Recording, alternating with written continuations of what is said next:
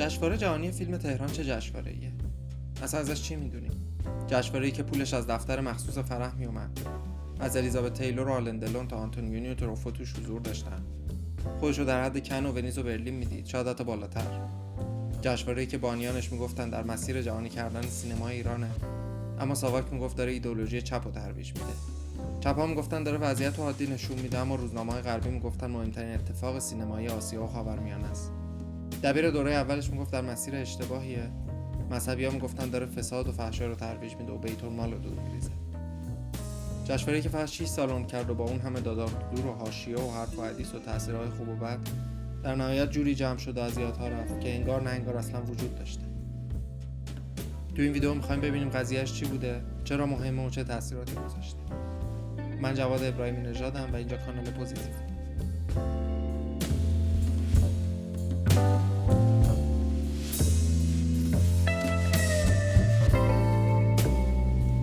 جشنواره جهانی تهران سال 1351 شروع میشه. یعنی اولین دوره‌ش اون سال برگزار میشه. حالا کجای تاریخی میاد؟ این چه سالیه؟ قبل از این توی دهه 40 فروش نفت بالا رفته، ایران توی ثبات اقتصادی افتاده و کلی کارهای فرهنگی شروع شده. یعنی از اواسط دهه 40 هم کارنامه پرورش فکری کودکان و نوجوانان راه افتاده و هم جشن هنر شیراز شروع به کار کرده.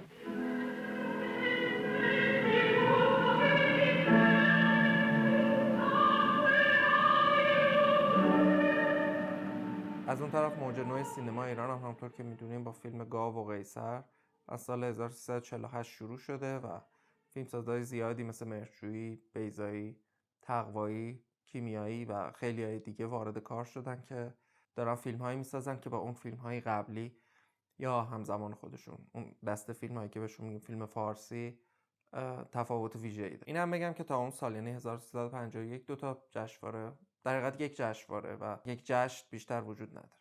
اولی جشنواره فیلم‌های کودک که جشنواره بین‌المللی خیلی هم مهمه، با همکاری کانون و اداره هنرهای زیبا برگزار میشه، ولی خب مختص فیلم‌های کودک. اون یکی که یک جشنه، در حقیقت جشن سپاسه که ما به اسم جشنواره فیلم سپاس میشناسیمش، که بیشتر سازوکار جشن، یعنی فیلم هایی که در سال گذشته اکران شدن و دیده شدن به داوری گذاشته میشن و بهشون جایزه میدن. برای همین خیلی مهمه که جای خالی یک جشنواره فیلم توی ایران کلا احساس میشده و لازم بوده که این اتفاق بیفته. ایده جشنواره رو هجیر داریوش میده، فیلمساز و منتقد سینما که توی فرانسه فیلمسازی خونده بوده و چند تا فیلم کوتاه ساخته و یک فیلم خیلی مهم در تاریخ سینما ایران که احتمالاً دیده باشین یا به گوشتون خورده باشه، فیلم بیتا با بازی گوش.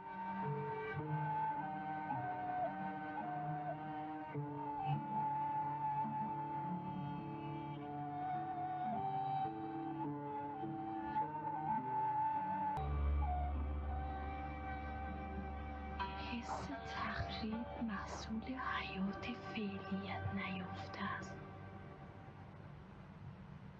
هجیر داریوش ایده جشنواره رو با دفتر مخصوص شهبانو یا همون دفتر مخصوص فرح مطرح میکنه، خیلی هم استقبال میشه و سریعا با یه سری بودجه‌ای که از چند تا ارگان مثل شرکت ملی نفت و جای دیگه میگیرن، این جشنواره شروع به کار میکنه. ولی تو همون سال 51 هجیر داریوش به بهانه اینکه فیلم بیتا رو میخواد بسازه از دبیری جشنواره شونه خالی میکنه و فرخ غفاری که اون هم فیلمساز و پژوهشگر سینما بوده و قبلا هم تو ویدیو قبلی بهش اشاره کردیم، دبیر اول این جشنواره میشه. اولین دوره جشنواره توی 27 فروردین 1351 به دبیری فرخ غفاری شروع به کار میکنه. ولی قبل از اینکه وارد جریان خود جشنواره بشیم، یه لحظه اینجا باید وایسیم و در مورد سازوکار جشنواره یکم بیشتر بدونیم. اولین مسئله اینه که جشنواره توی کلاس آ دسته‌بندی میشه. کلاس آ چیه؟ کلاس آ فستیوالایی هستن که توی ساده ترین تعریف اونان که به فیلمساز اعتبار میدن، نه فیلمساز به اونا. فستیوالایی مثل کن، ونیز، برلین. و توی اون سال، یعنی در اولین دوره جشنواره، حتی پیش از شروع جشنواره، فستیوال فیلم تهران توی کلاس آ دسته‌بندی میشه و میشه چهارمین فستیوالی که توی این کلاسه، یعنی دقیقاً بعد از همون ستایی که اسپورت. و این خیلی پدیده عجیبیه. هم روزنامه‌های خارجی مثل دیلی تلگراف اینو می‌نویسن و هم وزیر فرهنگ وقت یعنی آقای پهلبد در سخنرانی و متن سخنرانی روز افتتاحیه جشنواره اینو ذکر میکنه که این فستیوال جزو 6 فستیوال مهم دنیاست. مسئله دوم هزینه‌ای که برای این جشنواره میشد. هزینه این جشنواره با اینکه رقم مشخصی نداره ولی به گفته فرخ غفاری همتراز جشن هنر شیرازه. فرخ غفاری همزمان قائم مقام جشن هنر شیراز هم بوده و خب میدونیم که جشن هنر شیراز به خاطر شکل برگزاریش و اینکه تمرکزش روی تئاتر و موسیقی بوده خیلی هزینه بیشتری نیاز داشته تا یک فستیوال فیلم که معمولاً توی اشل جهانی کارگردان و عوامل اصلی دعوت میشن به فستیوال، ولی این فستیوال یه هزینه هنگفتی داشته از اول که یکم عجیبش میکنه. مسئله بعدی حجم کار و برگزاری جشنواره است. این جشنواره از سال اولش چندین بخش داشته، یعنی همه بخش‌هایی که یک جشنواره مهم در اون زمان میتونسته داشته باشه همه اونها رو کنار هم داره. یعنی بخش مسابقه، خارج از مسابقه، بزرگداشت، کوتاه، مستند، مارکت، ورکشاپ و حالا از طرف دیگه مهمانی‌های آنچنانی و دید و بازدیدهای این طرف و اون طرف. چهارمین مسئله که جالبتر از همه هم هست رویکرد جشنواره است. یعنی اون سازوکار اصلیش، اینکه چه تعداد فیلم بگیرن تو هر بخش، چه شکلی این تقسیم بندی اتفاق بیفته، چند فیلم ایرانی توی فستیوال وجود داشته باشه و چیزایی مثل. ریاست هیئت داوران در گزارشی به عرض می‌رساند در این جشنواره 115 فیلم از 42 کشور به نمایش درآمد که این خود گویای توجه جهانی سینما به اهمیت هدفهای جشنواره بین‌المللی تهران است.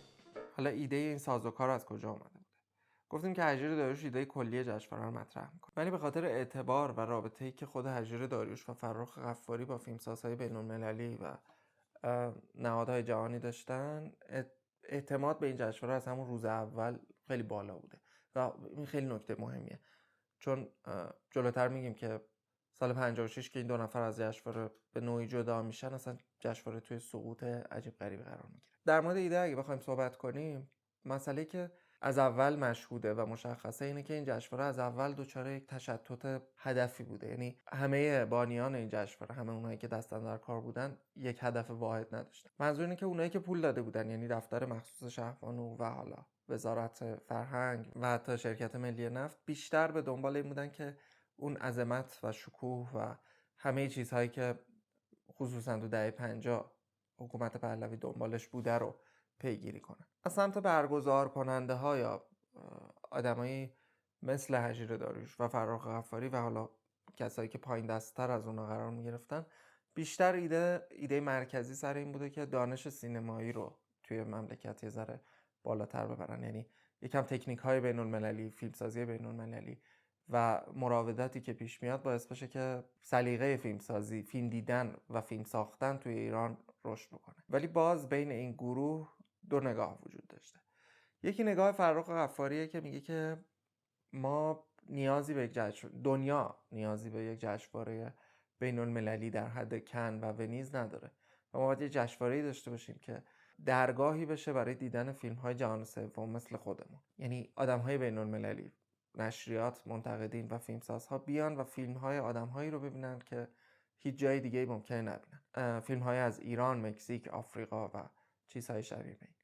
از اون طرف ولی ایده هجیر داریوش در دوره اول و دوم، چون از دوره سوم رویکرد خودشو عوض کرد، ایده هجیر داریوش این بوده که نه، ما باید یک فستیوال در حد همون فستیوال ها داشته باشیم و اینجوری فیلم های خودمون رو در مقایسه با فیلم های گرید 1 دنیا بذاریم تا بتونیم پیشرفتی داشته باشیم توی فیلم سازی. همین دوتا نگاه و همین دوتا شکل برخورد با ایده جشنواره از اول تا روز آخر این جشنواره وجود داره و ما میبینیم که هر دوی مسیر با هم داره طی میشه و خب هم چیز عجیبیه و هم چیز عملا نشدنیه. یعنی شاید دلیل اصلی که این جشنواره سر پا نموند همین شکل برگزاریش بود. ذوالفقار!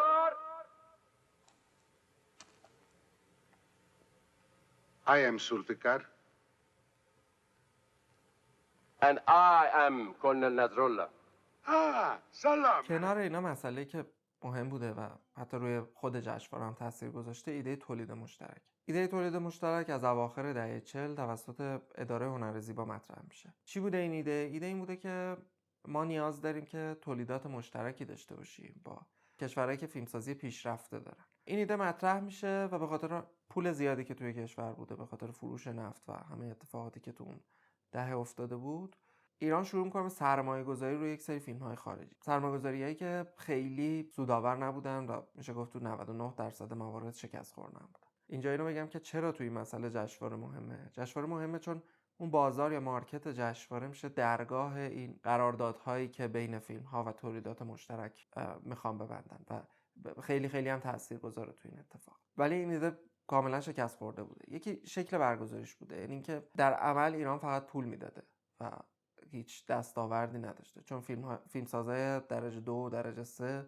معمولا میومدن و فیلم میساختن و ایران فقط پول تولید فیلم اونا رو میداده بدون اینکه اصلا چیزی یاد بگیرن. یعنی اساسا اون آدم‌هایی که میومدن خودشون هم خیلی چیزای بلد نبودن. تنها مراودات غیر مالی بین این فیلم‌ها، اونم نه در همه موارد، سیاهی لشکران و به جز 2 مورد که بهروز وثوقی بازی میکنه تو اون فیلم‌ها که فیلم‌های به شدت بد و شکست خورده‌این، در باقی موارد فقط سیاهی لشکران که تو این فیلم‌ها جابجا میشن و هیچ دستاوردی برای سینما ایران نداره و میشه گفت که یک ضرر هنگفت مالی به سینما ایران میزنه. یه خاطره پرویز صیاد داره از این اتفاق، از این تولیدات مشترک و کاری که میخواستن بکنن که شاید جالب باشه اصلا با روایت و صدای خودش بشنویم. فیلم‌های مشترکی که ساخته میشد در ایران، اون چند تایی که من یادم هست، سهم ایران برای ساختن این فیلم‌ها پول فراوانی بود که میداد و بعد یه مقدار کارگر و اسب و عرابه و اینطور چیزا بود. یعنی کارکنان سینما ایران از نظر تکنیکی چیزی واقعا نمی‌آموختن، چون اونها رو به کار نمی‌گرفتن چندان، بلکه سیاهی لشکر می‌خواستن. سیاهی لشکر چی میتونست برای سینما ایران به بار بیاره؟ گرفتاری این بود که با همون پولی که برای یه فیلم مشترک ساخته میشد میتونست بنیه مالی برای ساختن مثلا 5-6 تا فیلم ایرانی به معنای بهتر از نظر ساختار، چون وقتی که سرمایه بهتری باشه خب انتخاب یه کمی دست و بال کارگردان باز هست در مورد انتخاب قصه، حتی میتونست در این راه به کار بره. به همین دلیل ما باش مخالف بودیم. حتی الان برای شما اعتراف کنم که ما گروهی تصمیم گرفته بودیم بریم سر صحنه فیلم کاروانها و حمله کنیم با آنتونی کوین. حتی مثلا چوب چماق برداریم بیافتیم به جون اون، از این طریق رسانه‌های گروهی بیان بگن چون به اون شخص حساسیت دارم، آقا شما حرفتون چیه؟ ما میگیم آقا این آقا و این گروهی که اومده اینجا فیلم بسازن احتیاجی به سرمایه ایران نداره برای ساختن این فیلم‌ها. ماها احتیاج داریم که کسی کمکی به ما میکنه، من راهی جلوی پای ما میذاره برای اینکه این سینما رو یه تکونی بهش بدیم.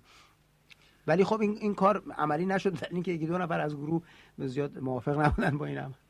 خب اگر که کمک به بازار خارجی میکرد برای فیلم‌های ایرانی چه کمکی میکرد؟ شما نمونه بیارید که فیلم مشترکی ساخته شد و کمک به بازار خارجی فیلم ایرانی کرد.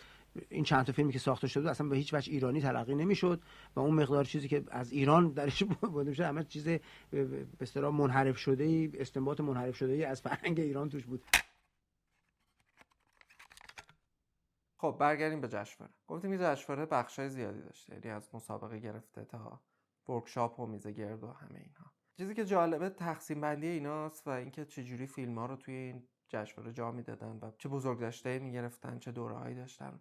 مثلا توی دوره سینمای قاره آفریقا رو میذارن که بعد اطلاعاتی که از اون قاره و اصلا از فیلمسازی اونجا هست هنوزم نمونه است. یعنی ما هیچ چیز دیگه بعد از اون حداقل به فارسی نداریم که بدون دقیقاً توی اون قاره چه اتفاقی افتاده برای سینما یا چه اتفاقی داره میفته. و خب اینکه توی اون روز یک آمار دقیق از همه فیلم ها، اینا چیزاییه که توی در حقیقت مجله جشنواره چاپ شده که جلوتر بهش میرسیم، ولی این یه نمونه از اتفاقایی بوده که تو جشنواره افتاده. نمونه دیگه مثلا بزرگداشتی که برای چارلی چاپلین گرفتن و خب این خودش خیلی ویژه است، چون چاپلین یکم قبل از شروع جشنواره از دنیا میره و 2 تا دخترش میان به عنوان نماینده اون و تو این بزرگداشت شرکت میکنن، یا بزرگداشت باستر کیتون یا فلینی و تروفو و خیلی های دیگه. یه اتفاق ویژه دیگه هم که میافتاده نامه ها و بیانیه هایی بوده که فیلمسازهای اون موقع حداقل برای این جشنواره میفرستادن. یه نمونهش مثلا بیانیه‌ایه که لوئیس بونوئل برای این فستیوال میفرسته، یا یک سال دیگه لانگلوا رئیس سینماتک پاریس مقاله خیلی بلند بالایی برای این فستیوال مینویسه و میفرسته. مسئله جالب دیگه برخورد با فیلم‌های ایرانی، یعنی توی هر دوره جشنواره 4 فیلم ایرانی اجازه حضور داشتن که عموما هم این فیلم‌های ایرانی جایزه میگرفتن و تو مواردی که من دیدم، یعنی بین فیلم‌های ایرانی و خارجی که تو بخش مسابقه بوده، راستش اینه که اون فیلم‌های ایرانی واقعا فیلم‌های بهتری بودن. از کسایی که جایزه گرفتن میشه به بهرام بیضایی، سهراب شهید ثالث یا توی بازیگری بهروز وثوقی اشاره کرد که خب خود اینم خیلی جالبه. یعنی نوع برخورد جشنواره، این جشنواره که هم به سهراب شهید ثالث و هم به بهروز وثوقی جایزه میده، جشنواره جالب میتونه باشه. منظورم خارج از ارزش گذاریه که کی بهتره یا کی بدتره، منظورم نوع نگاه جشنواره است. جشنواره که عملا با یه تیم واحد توی 6 سال داره برگزار میشه، نوع برخوردش با این فیلم‌ها یکم جالب توجه. فیلمسازا و ستاره‌های بین‌المللی هم که به این جشنواره اومدن جالبن. یعنی از الیزابت تیلور، آلن دلون، سوفیا لورن، ریچارد برتون تا اون طرف برتولوچی، آنتونیونی، ساتیاجیت رای، فرانک کاپرا، آنتونی گوین و آدم‌های دیگه. نکته جالب دیگه این جشنواره گرافیک و هویت بصریشه. احتمالاً این بز بالدار رو دیدین که البته میدونیم که از روی نوش ساسانی برداشته شده، ولی این بز بالدار معروف ترین نماد این جشنواره است. حتی جایزه اون تندیس طلایی هم که میدادن با فرم همین بز بالدار بوده.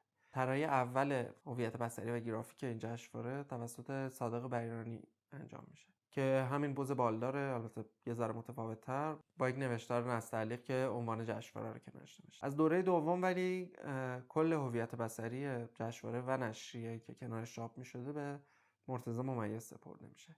یعنی طراحی لوگو، طراحی بروشورها، بولتن‌ها، پوسترهای اصلی و جنبی.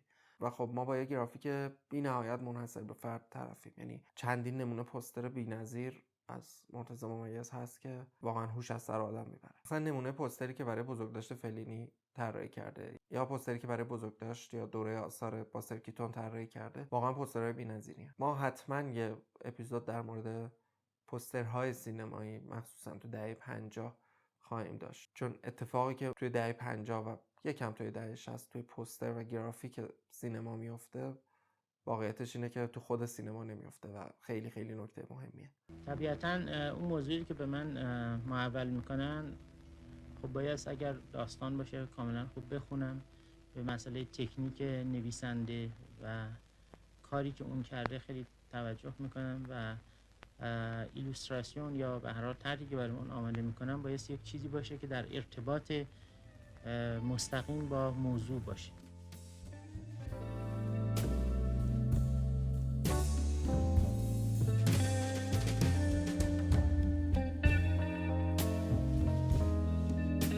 مسئله دیگه که خیلی مهمه، حتی به اندازه خود جشنواره و شاید یکم بیشتر، نشریه جشنواره است.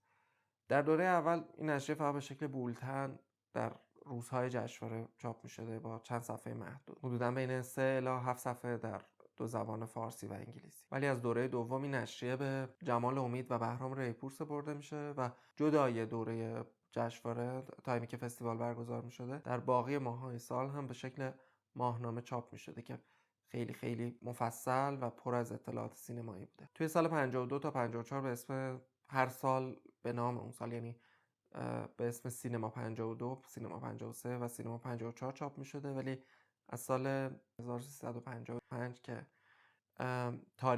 تاریخ رسمی کشور تغییر میکنه به تاریخ شاهنشاهی و میشه 2535، این مجله اسمشو به سینما 5، سینما 6 و سینما 7 تغییر میده. توی سال 58 یعنی بعد از انقلاب هم این مجله تو چند شماره به اسم سینما 58 در اومده که خود اون یه بحث دیگه ایه، چون تمام اتفاقاتی که قبل اون افتاده بود و یه جوری زیر سوال میبره که خب یکم عجیبه، ولی جاش اینجا نیست. احتمالاً بعداً در مورد صحبت خواهیم کرد. یه مسئله مهمی که در مورد فیلمایی که تو این جشنواره بوده وجود داره، منظورم فیلمای ایرانیه، اینه که طیف این فیلم‌ها یه ذره طیف عجیب و غریبی بوده. همه فیلم‌ها منظورم نیست، ولی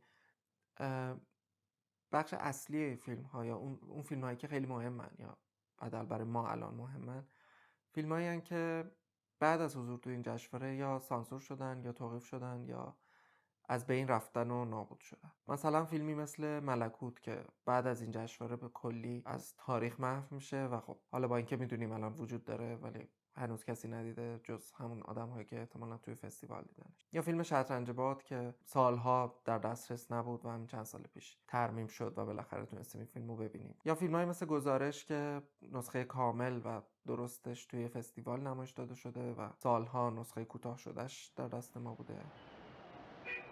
یا فیلم دیگه مثل گوزن‌ها که بعد از فستیوال پایانش عوض میشه و به چیز دیگه تبدیل میشه. اولا این جشنواره تبدیل به یک افسانه‌ای شده بود در مورد یک سری فیلم‌ها که یک سری آدم توی این فستیوال فیلم‌ها رو دیده بودن و بعداً فقط تعریف کردن توی مصاحبه‌هاشون یا خاطراتشون که اون فیلم دقیقاً چی بوده و داشته ما از خیلی از این فیلم‌ها در حقیقت همین گفته آدماست که در مورد این فیلم‌ها صحبت کردن. تو همیشه مبصر منی.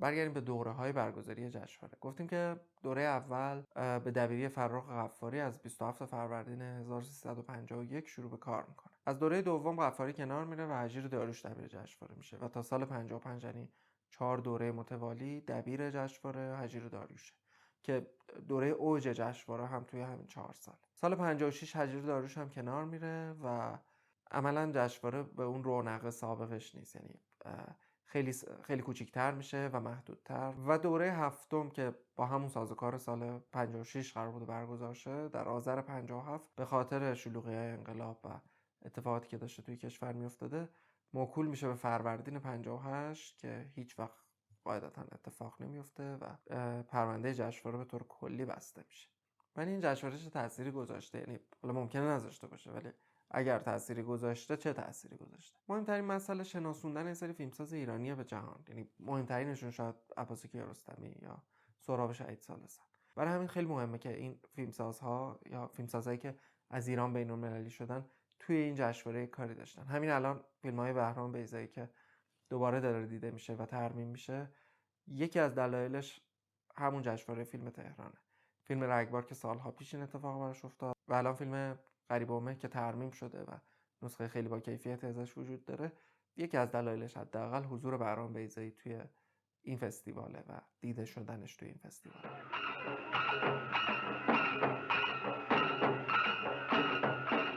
مسئله دوم که شاید مهمتر هم باشه، آشنا کردن سینما ایران با سینمای جهانه. یعنی اون دوره آثاری که میذاشتن یا بزرگداشتایی که میگرفتن خب تأثیر خیلی زیادی گذاشته. درسته که البته به نظر میاد، من خیلی اطلاعات دقیقی در این مورد پیدا نکردم که تماشاچیای این فیلم ها دقیقا کیا بودن یا از چه قشر مردمی بودن و خیلی خوشحال میشم اگر شما خودتون یا کسی از آشناهاتون احتمالاً مخاطب این جشنواره بوده و توش فیلمی دیده یا حضور داشته برای ما بنویسین و از تجربتون بگین. ولی با اینکه من نمیدونم دقیقاً چه کسانی بودن، به نظر میاد این جشنواره واسه قشر الیت بوده و از اون طرف قشری که میدونیم مخاطب این جشنواره بوده خود فیلمسازها بودن. فیلمسازها هم منظور فیلمسازهای موج نو و نسل جوانتر که به واسطه کانون یا سینمای آزاد درگیر یک جنس سینمای دیگه‌ای بودن. مخاطب اصلی اینا بودن، نه اون فیلمسازهای فیلم فارسی یا سینمای بدنه‌ای که ما از اون دوره سینمای ایران میشناسیم. و ما خب اینو میدونیم که یک نسلی از فیلمسازهای ایران که در دهه 60 بیشتر روی کار میان، نسل جوونی که توی دهه 60 شروع به فیلم سازی میکنن، مثل بهروز افخمی، فریدون جیرانی، ایرج طهماسب و دیگران، اینا مخاطب این جشنواره بودن و توی این جشنواره فیلم میدیدن. از طرف دیگه طرح فیلم‌های ایرانی در این فستیوال با توجه به شرکت نماینده‌های ارتباط جمعی کشورهای خارج وسیله‌ای برای معرفی فیلمسازان ایرانی و صنعت سینما فارسی به خارج شد و احتمالاً با این انعکاسی که در مطبوعات خارج این فیلم ها می گرفت و یا احتمالاً جوایزی که در خود این جشنواره این فیلم ها می گرفت یک تشویقی بود برای خود این فیلمسازا و کسانی که بعد از اینها به گروه فیلمسازان ایرانی پیوستن. من فکر میکنم که خیلی از فیلمسازای امروز ایران که در دوره قبل از انقلاب فیلم نساختن تماشاچی‌های فستیوال فیلم تهران بودن. آخرین نکته که دوست دارم درش صحبت کنم حضور روح این جشنواره است توی بعد از انقلاب. مسئله که مهمه اینه که اونجوری که چند جا دیدم نوشتن و مشخصا فرضیه غلطیه اینه که جشنواره فیلم فجر از این جشنواره بیرون میاد که خب اصلا شدنی نیست. یعنی جشنواره فیلم فجر جشنواره ملیه و سازوکارشو بیشتر از همون جشنواره فیلم سپاس میگیره، جشن فیلم سپاس، و همون رویه رو ادامه میده. ولی جشنواره فیلم تهران توی یک دوره‌ای از جشنواره جهانی فیلم فجر که به دبیری رضا میرکریمی توی دهه 90 اتفاق افتاد، یعنی از سالهای فکر کنم 95 تا پیش از دوره کووید، توی اون جشنواره فیلم تهران انگار دوباره احیا میشه یا میخواد احیا بشه. یعنی اتفاقی که تو جشنواره جهانی فیلم فجر میفته دقیقاً تکرار همون اتفاقاییه که برای جشنواره جهانی تهران افتاده. همون بخش‌های گسترده، همون اتفاقات، همون ورکشاپ‌ها و همه اینها، فقط مهمونی‌ها رو حذف کردن و خب فیلم‌ها دیگه پر از سانسور و بدون اون اسمای بزرگ که توی جشنواره جهانی فیلم تهران وجود داشتن. و شاید این جشنواره جهانی فیلم فجر بیشتر به اون رویای فرخ غفاری نزدیک‌تر بود که جشنواره‌ای رو می‌خواست که پر باشه از فیلم‌های جهان سوم مثل خود ایران و کشورهای شبیه بهش که دیگران این فیلم‌ها رو ببینن و بتونن با یک سینمای دیگه‌ای مواجه بشن. البته تنها مشکلش این بود که خب تو این دوره‌ای که برگزار شد خیلی دیگرانی وجود نداشتن که فیلم‌های این جشنواره رو ببینن.